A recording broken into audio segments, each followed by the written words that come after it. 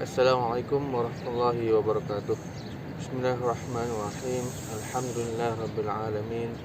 Wassalatu wassalamu ala asyrafil anbiya'i wal mursalin wa ala alihi wa sahbihi ajma'in. Subhanaka la ilma lana illa ma 'allamtana innaka antal alimul hakim. Waj'alni wadhira wa la hawla wa la quwwata illa billahil aliyyil 'azim. Qala rabbi shrah li sadri wa yassir li amri wa hlul 'uqdatam min lisani yafqahu qawli. Amma ba'd. Baik, alhamdulillah, bersyukur kepada Allah Subhanahu wa taala. Dengan pertemuan pada kali ini, insya-Allah kita akan lanjutkan perbincangan kita, pembahasan kita dalam kitab Bidayatul Hidayah pada bab yang keempat, yaitu adab-adab mandi. Setelah selesai kita pada adab yang kedua, pertama, kedua dan ketiga, yaitu adab menuruti perintah Allah. Lepas tu kita dah masuk pada adab masuk bangun tidur, dan juga adab masuk tanda dan juga yang minggu lepas adab mengambil air semayang. Jadi hari ini kita masuk pada bab yang keempat, yaitu adab-adab mandi. Jadi adab-adab mandi di sini adalah adab mandi wajib. Kalau kata mandi sunat itu tak dibahaskan di dalam bab ini. Baik. Jadi sebelum kita masuk lebih jauh lagi bab mandi, seperti kita sedia maklum, mandi ni ada beberapa mandi. Yang pertama itulah mandi wajib. Yang kedua adalah mandi yang mubah ataupun mandi yang harus. Mandi wajib kita tahulah apa sebab dia, di antara dia kita berjunub, mimpi, keluar mani, haid dan sebagainya. Dan juga bagi mandi yang harus, yang kedua mandi yang harus, iaitu mandi yang setiap hari kita mandi tu. Bangun pagi kita mandi, ataupun tengah hari kita mandi. Dan juga ada juga mandi sunat. Mandi sunat ni mandi ketika mana yang terkait dengan sesuatu. Contoh dia mandi solat sunat, mandi sunat hari Jumaat, mandi sunat hari raya, mandi dan sebagainya lah. Dan juga di sini juga kita akan bahas daripada segi mandi itu macam mana dan sebagainya. Tanpa memanjangkan waktu, melengah-lengahkan waktu, kita sambung pada muka surat 40. Kalau kata buku saya ni muka surat 40. Qala al-musannif rahimahullahu ta'ala wa nafa'ana bi'ulumi fid darain amin ya rabbal alamin. Adab mandi. Apabila engkau junub, contohnya kita bangun tadi, dan kita bangun daripada tidur kan, kita dah baca doa tidur. Jadi kita nak sembahyang subuh. Bila kita nak sembahyang subuh, kita ni berjunub.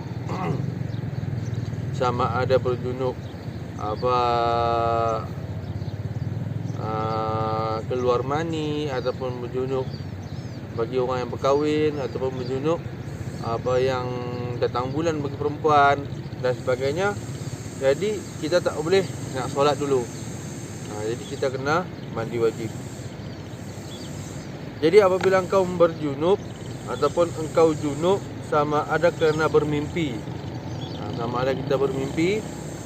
Ini kalau dalam kitab-kitab membahaskan tentang had balik ataupun had cukup umur bagi lelaki dan bagi perempuan. Yang bagi lelaki ada banyak pendapat. Yang kuatnya mengatakan umur 12 sampai 15. Kalau kata 15 tu tak mimpi ataupun tak main tanda-tanda dia balik, automatik dia akan jadi balik. Dan perempuan daripada umur 9 tahun sampai umur 15. Dan juga sama ada dia tak main haid ataupun dia main haid, umur 15 tu automatik dia jadi balik, cukup umur.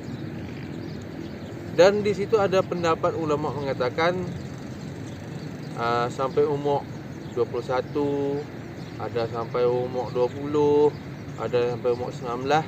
Tapi kalau kita Syafi'i, yang kuat mengatakan umur 15. Walaupun di Syafi'i masih ada beberapa pendapat, tapi yang muktamad, yang kuat itu adalah umur 15. Jadi bermimpi atau jima, ini bagi perempuan, bagi yang dah berkahwin. Maka bawalah sebekas air ke bilik mandi. Kalau kat sini Imam Ghazali ataupun Syekh Fahmi Zamzam tak tulis kat kita, iaitu yang orang haid dan juga haid, nifas ataupun bersalin. Jadi untuk kita tahu, yang pertama yang kena mandi wajib adalah keluar mani, sama lelaki ataupun perempuan. Yang kedua adalah jima, iaitu berhubungan badan antara lelaki dan perempuan. Yang ketiga adalah haid bagi perempuan ataupun datang bulan. Yang keempat, dari ketiga yang keempat adalah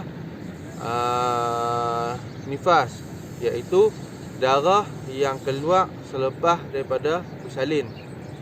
Dan yang kelima adalah bersalin.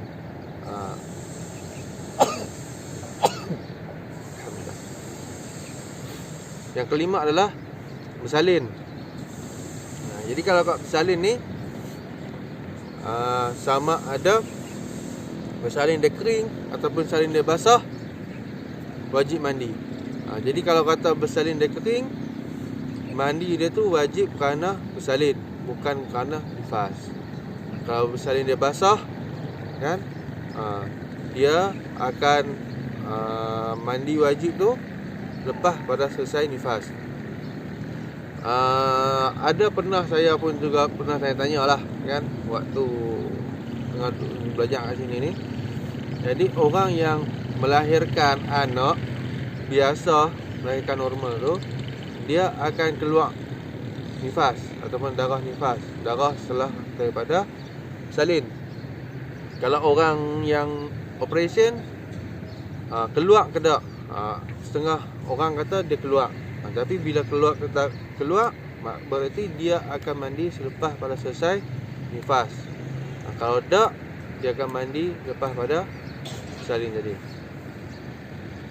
Dan yang keenam adalah orang yang mati selain daripada mati syahid. Yang tu yang wajib mandi, ada 6. Jadi kalau termasuk dalam 6 ni, kita wajib mandi. Maka bawalah sebekas air ke bilik mandi. Bawa air ke bilik mandi dan mulakan dengan membasuh kedua tanganmu. Jadi kita basuh kedua tangan dulu. Basuh kedua tangan, kan macam kita nak wudu kan, kita basuh kedua tangan. Dan tanggalkan segala kotoran daripada badanmu. Kita kena hilangkan kotoran yang ada dalam dekat badan kita ni. Sama ada kering ataupun basah. Hilangkan dulu hadas semua, kotoran semua yang melekat ataupun yang ada dekat badan ataupun kat pakaian. Kita dah buang, hilangkan. Kemudian hendaklah engkau berwuduk seperti wuduk yang engkau buat untuk sembahyang, berserta dengan doa-doanya. Berserta dengan doa-doanya. Tapi doa dekat sini baca dekat dalam hati, sebab kita dalam keadaan berjunub. Ada setengah pendapat ulama kata kalau doa ataupun zikir tu dibolehkan. Tapi kita ambil yang selamat, kita baca dalam hati. Baik. Dekat sini dia kata nak mandi wajib kena berwuduk dulu. Wuduk seperti mana wuduk kita nak solat. Nanti kita cerita kalau sebab apa ataupun kelebihan dia apa dia. Ya. Jadi yang kita nak mandi wajib tadi, kita berwuduk dulu. Wuduk seperti mana wuduk orang yang nak semayang. Kita nak semayang tu, nak semayang subuh, kita wuduk dulu. Kita mula daripada berkumur, kan, dia cuci tangan kan, mula daripada berkumur, basuh muka, apa semua sampai kaki. Dah selesai. Dan kemudian membasuh kedua kakimu supaya air tidak jadi sia-sia.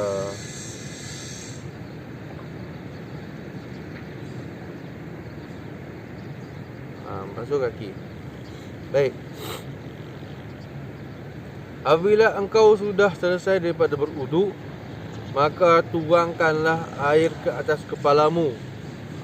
Jadi ini kaedah yang pertama, tuang daripada kepala sebanyak 3 kali. Tuang kepala 3 kali. Dan engkau berniat mengangkat ataupun menghilangkan hadas junub. Waktu kita nak tuang tu, kita niat untuk menghilangkan hadas junub. Kemudian tuangkan air sebelah badanmu yang kanan. Tuang sebelah kanan. Dan diikuti dengan sebelah kiri. Jadi maknanya kita ambil cebok pertama, tuang dekat kepala. Sapu 3 kali. Kan? Yang pertama tu kita niat,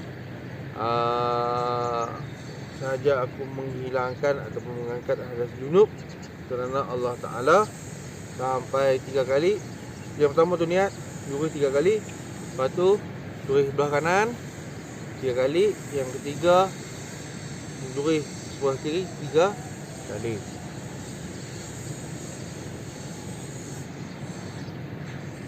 Dan gosoklah bahagian hadapan dan belakang daripada badanmu. Depan dan belakang daripada badan kita. Dan selat-selati rambut di kepala dan juga janggut. Selat-selati macam kita waktu kita wuduk kan, selat-selati janggut. Rambut ni kalau rambut yang tebal, yang panjang tu, orang panggil apa? Ramah-ramah ni, gonyong-gonyong ni bagi masuk dalam kepala. Sampai ke dekat kulit kepala.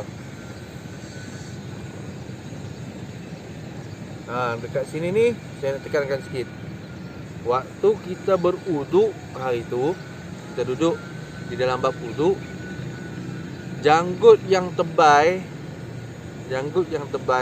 dan rambut yang tebal, dia tak wajib sampaikan air dekat kulit. Cukup kita basuh dekat sapu dekat luar tu ya. Sunat kita menyelati ni. Tidak sampai dekat ini. Itu sunat. Dan juga rambut. Tapi dekat mandi wajib, ini wajib sampai ni dekat kulit ni. Kulit yang janggut tu ada bawah jambang dia, kan? Yang dekat dalam rambut ni kena sampai. Jadi kalau kata untuk wuduk hari tu kita dah bahas, sekurang-kurangnya 3 helai rambut sudah mencukupi ataupun memenuhi syarat mashu ba'di ra'si, menyapu sebahagian daripada kepala. Tapi kalau kata mandi junub, wajib semuanya tanpa berkecuali yang di kepala tu ataupun rambut yang di kepala, diwajibkan semua.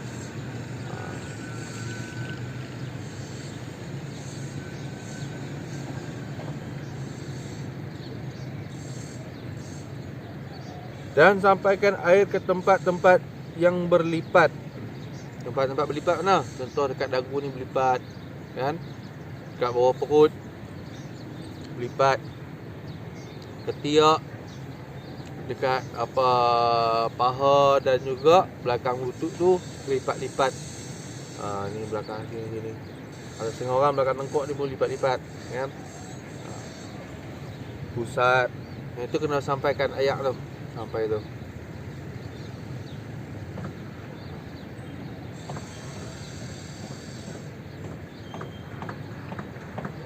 Daripada badanmu dan tempat tumbuh rambut. Tempat tumbuh rambut bawah ni lah. Bawah ni. Cepat mengebut.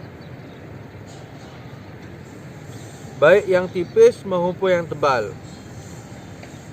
Dan jangan sekali-kali engkau menyentuh kemaluanmu. Ini kelebihan dia.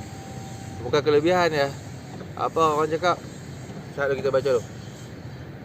Jangan engkau sentuh kemaluanmu selepas berwuduk tadi. Jikalau engkau tersentuh tanganmu dengannya, maka ulangi wudukmu sekali lagi. Jadi kita ambil wuduk. Selesai ambil wuduk, kita mandi. Jadi kita mandi, kita sapu ayak ataupun meratakan ayak ke seluruh badan. Kita jaga supaya tidak menyentuh kemaluan. Kalau sentuh kemaluan, berarti kita kena ambil wuduk lain. Ada setengah pendapat ulama mengatakan, kalau kita tak ambil wuduk di awal tadi, lepas tu kita niat nawaitu hadasil akbari lillahi ta'ala, sahaja aku mengangkat hadas besar kerana Allah Ta'ala, yang tu termasuk sekali dengan hadas kecil. Ingat tak waktu kita belajar itu, waktu kita belajar niat ambil wuduk, nawaitu raf'al hadasil asghari, sahaja aku mengangkat hadas kecil. Kalau dekat mandi wajib, nawaitu hadasil akbar, nawaitu raf'al hadasil akbari, sahaja aku mengangkat hadas besar. Jadi ada ulama mengatakan, kalau kata kita niat dengan mengangkat hadas besar, dia terangkat sekali dengan hadas kecil.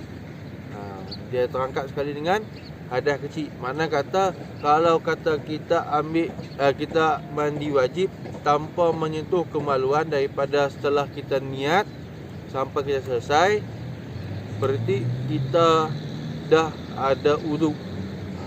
Setengah pendapat ulama mengatakan gitu.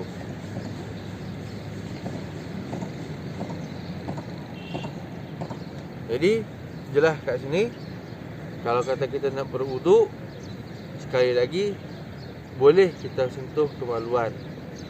Dan juga kalau kata kita tak mau ambil wuduk sekali lagi, jaga daripada sentuh kemaluan. Baik.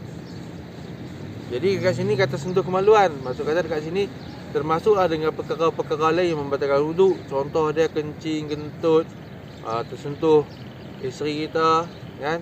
Jadi dan tu pun membatalkan wuduk tadi. Baik. Dan perkara-perkara yang wajib dalam mandi. Dalam mandi wajib ni ada perkara yang wajib lagi. Dia panggil mandi wajib kan? Mandi wajib yang pertama adalah niat. Niat. Jadi kalau kata niat wudu, dia ada tempat mula dia. Kan kita mula dengan kumuk, lepas tu basuh muka. Kumuk tu sunat kan? Niat, lepas tu kita basuh muka. Sampailah yang terakhir kaki. Kan? Tapi dekat mandi wajib ni ada 3 lah. Yang pertama kita niat mandi wajib. Sama ada kita niat mandi wajib ataupun kita niat mengangkat hadas besar. Satu lagi apa?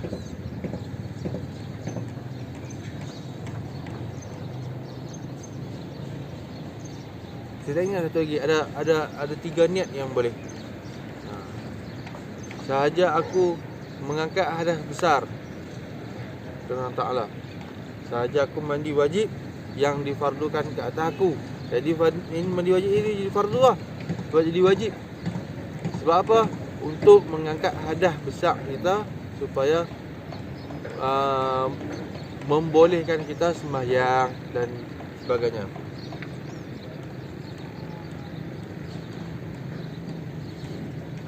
Baik.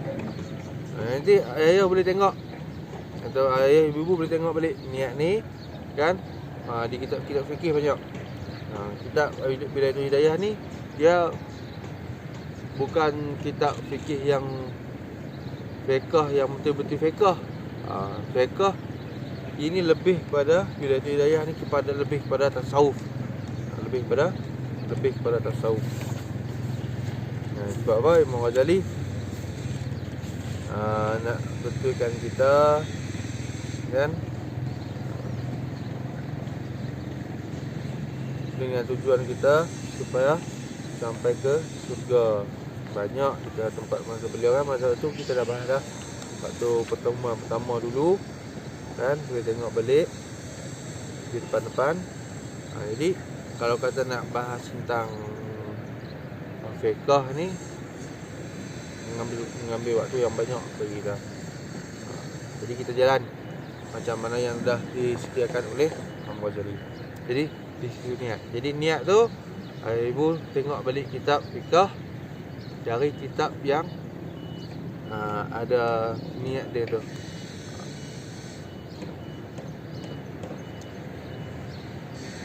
Kalau kata kita niat sahaja aku mengangkat ada besar, Allah Ta'ala dah salah. Jadi kena jaga titik niat. Kalau mandi saja tak niat, mandi saja tak niat, tak sah. Jadi niat tu niat waktu mana? Waktu mana kita mula, ataupun tempat mana kita mula. Yang ni adab dia yang dikasih, yang dibagi oleh Imam Ghazali. Kita siram daripada atas kepala 3 kali, lepas tu kanan kiri. Yang tu yang dibagi oleh Imam Ghazali.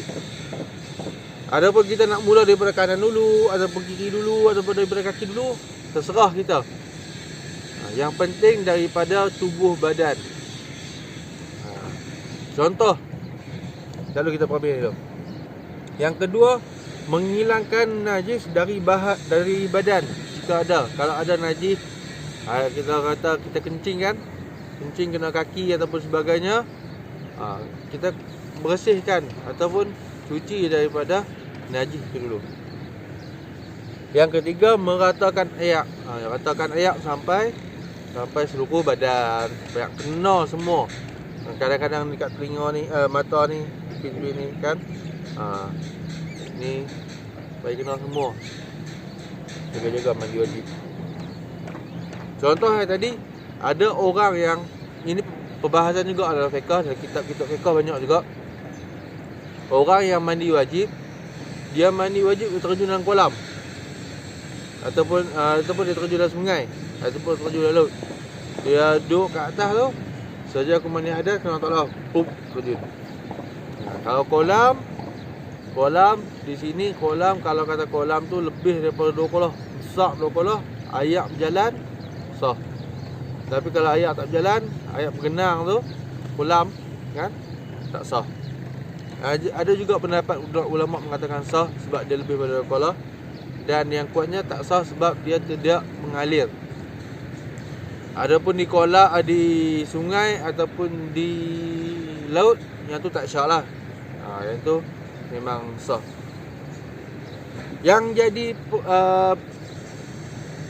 pengkhilafan ataupun pertikaian, perbahasan dekat sini, waktu terjun tu, ya, terjun bila masuk ayak tu, ada ulama mengatakan kalau Imam Hanafi sah daripada atas dia terjun tu. Kalau Imam Syafi'i, kalau tak silap saya, kena waktu yang anggota badan yang mana yang pertama kena dekat ayak, waktu tu kena niat. Kalau tak kena ataupun tak bersertai, tak sama-sama, kena ulang lagi. Kita ada bahasan panjang je lah. Tapi kalau kata senang lah ya ibu-ibu, ambil air semayang, nak mandi ni pakai air mandi hujan tu. Kan, kalau kata dulu saya pernah tengok, kalau ni saya tak salah, dulu saya selalu pergi rumah-rumah taman, rumah-rumah kawan, rumah taman. Allah selamat, kolah tu kan, kolah bucu tu. Kolah bucu tu tak sah nak ambil semayang dalam tu. Sebab apa? Dia tak melebihi 2 kolah. 2 kolah ni, perbahasan dia, 2 kolah tu sama dengan 12 biji minyak tin minyak tanah. 12 biji tin minyak tanah. Jadi kolam tu, ataupun kita ukur 1 hasta kiri, 1 hasta depan, 1 hasta bawah. Kalau lebih daripada 1 hasta ni, orang kata boleh diambil ataupun boleh buat pakai ambil semayang, dan boleh buat mandi junub. Tapi kalau kata kurang, tak boleh. Ayak tu masuk situ kan, tak sah ataupun jadinya ayak mustakmal. Kalau nak pakai juga boleh. Ada pendapat ulama lagi mengatakan kita buka ayak paip bagi meleleh, buka ayak paip pergi jalan. Selagi mana dia jalan boleh pakai. Tapi kita kalau kata nak ambil sembahyang nak ambil langkah yang selamat, kita pakai semacam yang hujan tu, ataupun pakai paip siram daripada atas. Baik. Dan juga keadaan yang banyak ataupun yang bagus untuk duduk untuk mandi adalah duduk mencangkung. Duduk mencangkung macam kita nak berak kalau boleh. Kan? Kalau kata ayah sakit lutut ke apa semua sebagai macam, tak payahlah. Jangan terpaksa. Itu adalah posisi ataupun keadaan yang terbaik untuk menyampaikan ayat ke seluruh badan. Dan perkara-perkara yang wajib dalam wudu, kita dah bahas dah hari itu, kita dah bincang dah hari itu. Yang pertama niat, dan ada 6, 2 rukun kering, 4 rukun basah. Ingat tak? InsyaAllah ingat sebab kita dah buat selalu. Cuma kalau nak sebut sesuatu tu payah.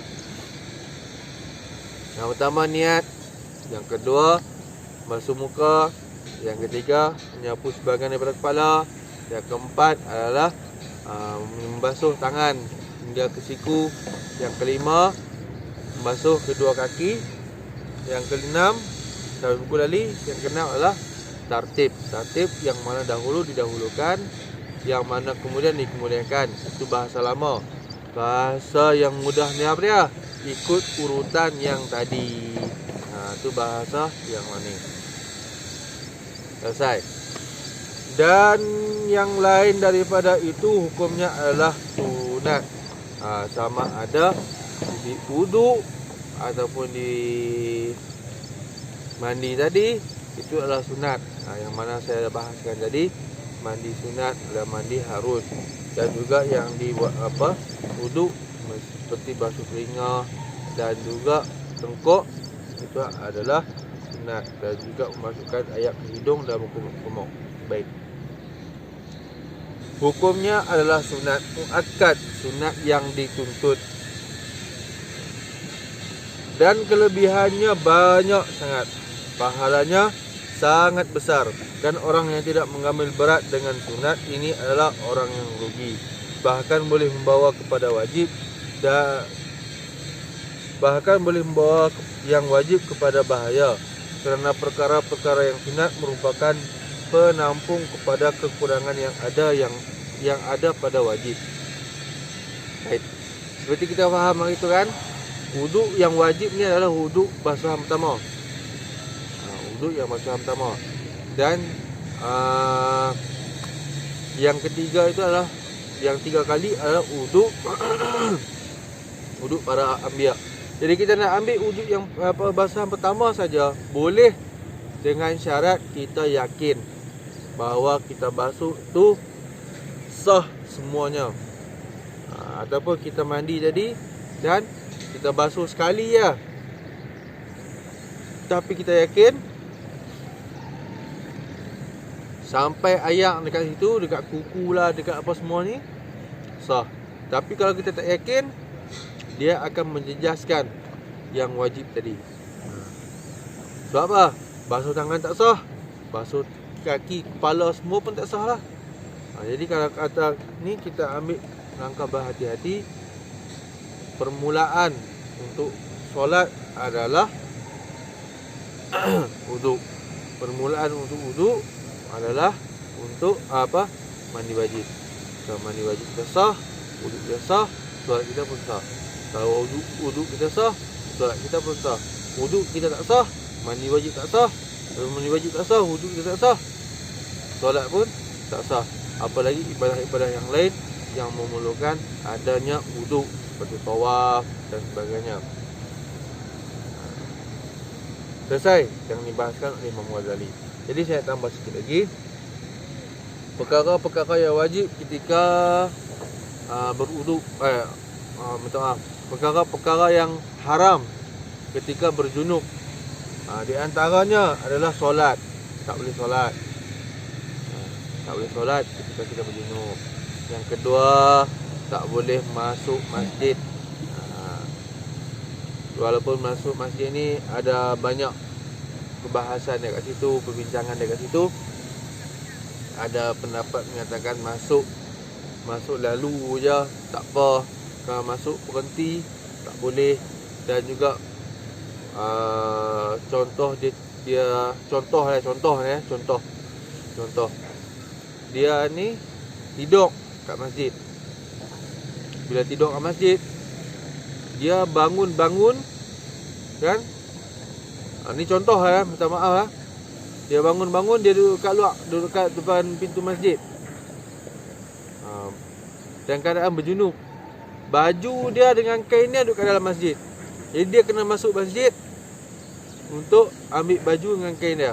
Ataupun dia berjunub dekat situ, pintu tu terkunci, pintu untuk keluar pergi bilik ayak tu terkunci. Dia kena masuk ke masjid, pintu satu lagi. Yang tu boleh. Tapi dalu dia tu dia kena jalan dengan cepat. Tu ada bahasan yang panjang lagi lah. Ada yang kata kalau satu jalan tu boleh, meskipun dia pergi balik. Jadi yang muktamad tak boleh masuk kecuali dengan darurat. Yang ketiga adalah memegang Al-Quran atau membaca Al-Quran. Yang tu pun tak boleh. Kalau ada pendapat katakan membaca Al-Quran dengan niat berzikir, tak apa. Dan kalau kata dia tengah jalan-jalan dalam keadaan berjunub, kan, junub haid dan sebagainya ni, dalam keadaan berhadas besar, dia nampak Al-Quran jatuh, contoh Al-Quran jatuh, kan, dia ambil letak tempat yang atas dengan niat mengangkat barang, tak apa. Itu beberapa perkara yang diharamkan ketika berjunub. Jadi saya nak ingatkan ayah ibu-ibu, mandi wajib ni kita kena jaga sungguh-sungguh. Sebab apa? Dalam 10 tahun yang lalu lah, 10 tahun yang lalu, saya 9 tahun yang lalu, saya ada ditugaskan ke satu sekolah. Saya tak payah sebutlah sekolah mana, kawasan Penang juga, kan, yang mana sekolah tu ada seorang budak ni, dia main kat saya, kan, dia tanya, "Ustaz, kalau kata kita keluarkan mani dengan sengaja, kena mandi wajib tak?"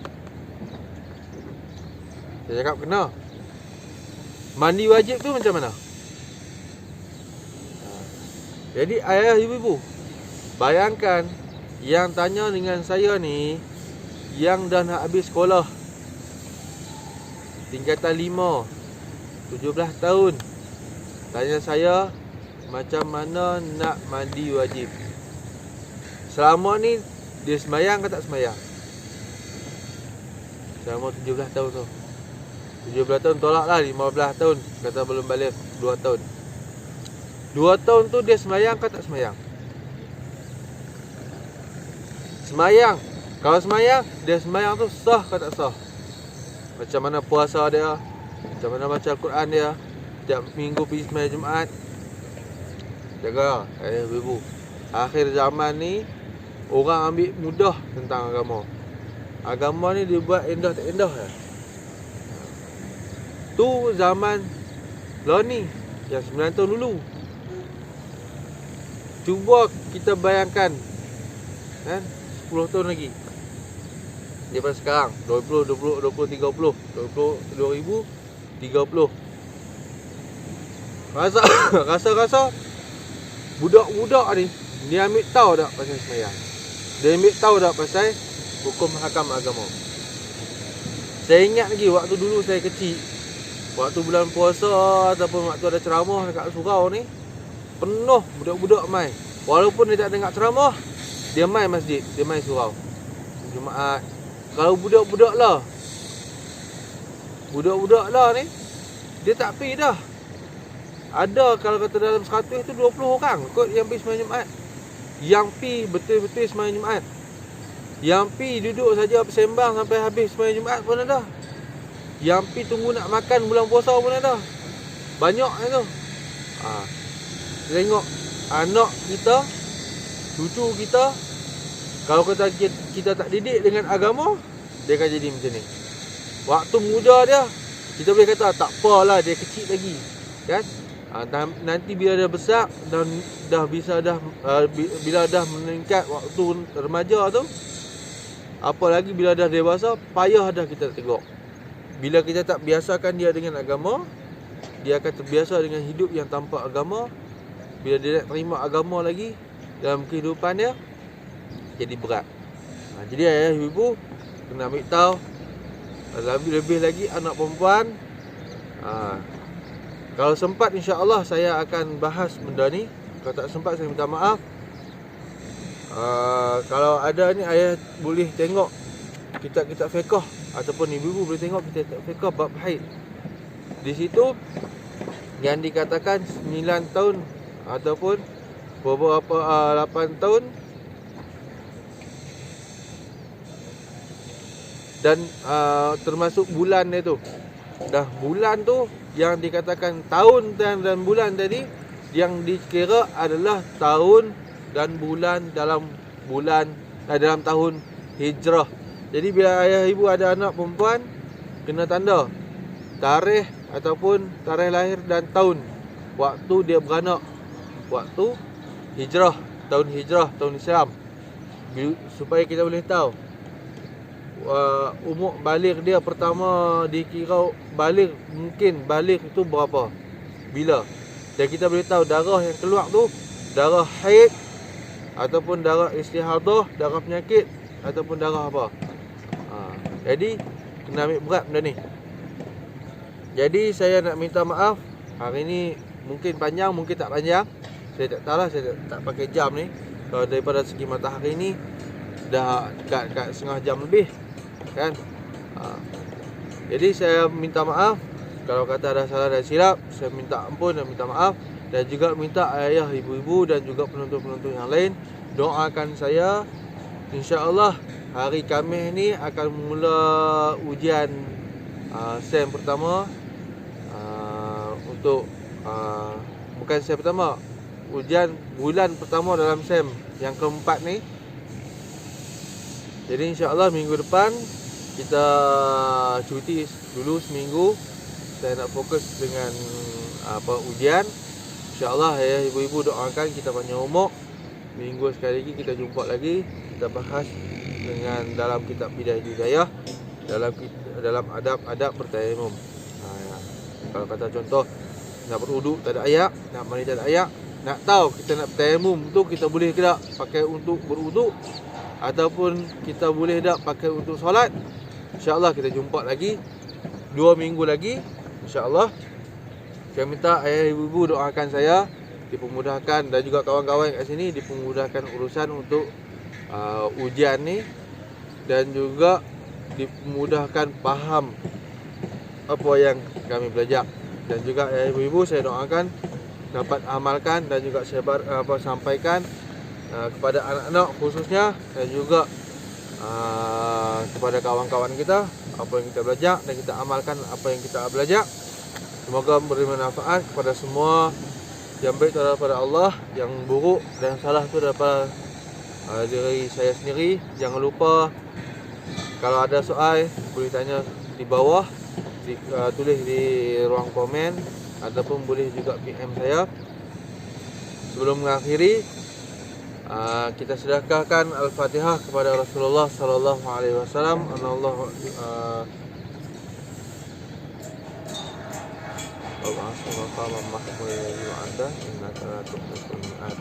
Wa ila habib wa tabi'ahullah al-atas, wa ila habib Allah bin Muhammad Baharun bin Rahman Alawi Al-Rahman Habib Alwi bin Rahman Al-Atas Muqaddam Syekh Muhajir ilallah wa masyayikhina wa walidina wa masyayikhina wa walidihim wa ahli tarim khususan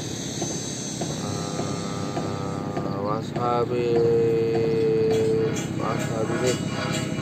anna Allah yu'ali darajatin fil jannah wa yanfa'una bi asrarihim wa anwarihim بعلوم في الدين والدنيا والآخرة وعلى الرسول. Semoga Allah memudahkan dengan niat yang hasil adalah dapat segala urusan kita, diberi kesempatan mengamalkan ilmu yang kita belajar, diberi kekuatan, diberi keselamatan, diangkat azab COVID-19 ni, dan juga diterima segala amalan kita, diluaskan rezeki kita, diberi kita kesempatan untuk belajar dan belajar lagi dengan niat yang solehah, dengan niat salafus soleh dan orang-orang soleh. Wa ila hadratin Nabi Al-Fatihah. Bismillahirrahmanirrahim. Alhamdulillahirabbil alamin arrahmanir rahim maliki yaumiddin iyyaka na'budu wa iyyaka nasta'in shiratal ladzina an'amta 'alaihim ghairil maghdubi 'alaihim waladdallin amin. Allahumma shalli wa sallim wa barik 'alaihi wa ala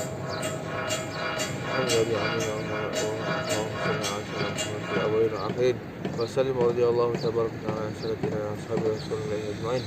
اللهم اغفر لنا ذنوبنا ولوالدينا وارحمهما كما ربيانا صغيرا وجميع المسلمين والمسلمات والمؤمنين والمؤمنات الاحياء منهم والاموات انك سميع قريب مجيب الدعوات يا قاضي الحاجات. اللهم فقهنا في الدين وعلمنا تأويل. اللهم انا بدل المخلصين وتوبة سكة وشكرا صابرين. ربنا هب لنا من ازواجنا وذرياتنا قرة اعيننا على المتقين اماما. اللهم اختم لنا اولاد الخاتمة ولا تختم علينا اولاد بسوء الخاتمة. ربنا اتنا في الدنيا حسنة وفي الآخرة حسنة وقنا عذاب النار. اللهم بارك لنا في رجب وشعبان وبلغنا رمضان. اللهم بارك لنا في رجب وشعبان وبلغنا رمضان.